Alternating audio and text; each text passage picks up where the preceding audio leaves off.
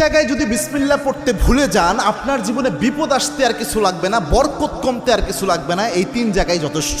খুব মারাত্মক একটা বিষয়। বিসমিল্লাহ তো মোটামুটি সব ভালো কাজের শুরুতেই পড়া হয়, তবে সব জায়গায় ভুলে গেলেও এই 3 জায়গায় মিনিমাম ভুলা উচিত নয়। তার মধ্যে 1 নাম্বার যেটা, এটা আমি সবচেয়ে গুরুত্বপূর্ণ মনে করি, সেটা হচ্ছে বর্তমান পরিস্থিতিতে এটা হচ্ছে আপনার বাথরুমে প্রবেশের শুরুতে বিসমিল্লাহ পড়া।